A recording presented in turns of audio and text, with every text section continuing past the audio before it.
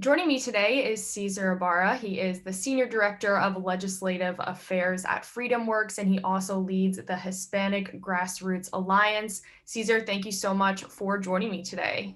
Yeah, thank you for having me, Samantha.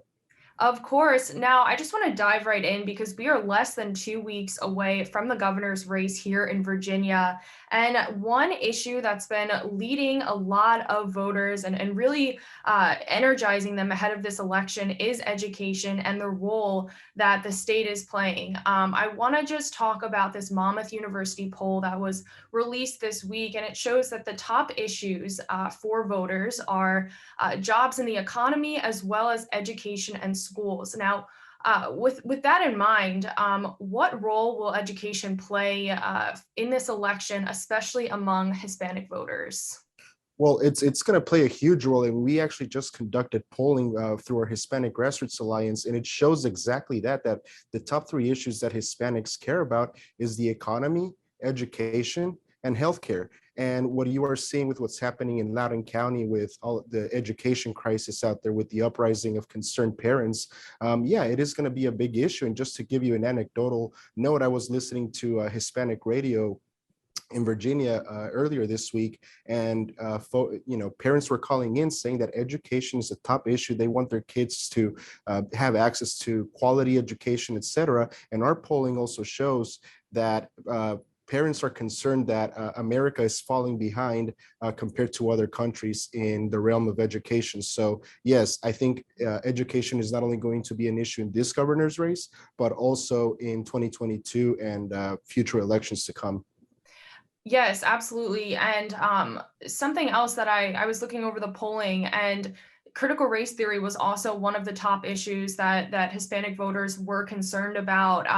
FreedomWorks recently endorsed Republican candidate Glenn Youngkin in the race against Democrat Terry McAuliffe. How much should a potential Republican governor of Virginia be involved in these local school issues, that are angering so many parents, for instance, in Loudoun County with critical race theory and Fairfax County? Yeah, I mean, I think the governor should work alongside, the state legislatures and the local school boards to ensure that critical race theory is not the leading topic when they're educating Virginia's children, right? I mean, how can imagine being a Hispanic sitting in a classroom being taught that because you're a minority, the system is stacked against you, and that your white counterparts are going to be better, will have a better future, or the system is set up so they can succeed instead of you. So I think that I just think that critical race theory is something that Glenn Youngkin, the state legislature, and also school boards should really do their best to get out of the schools, so kids are not being taught, that just because of their race or ethnicity, that they're going to have a less, a hard time trying to succeed. Mhm. And, just along the same lines, and in relation to Loudoun County, we recently learned that the superintendent actually knew about the sexual assault case that happened back in May, the day of. He sent an email to school board members alerting them that, he was aware of the alleged incident that happened, and that it would be investigated.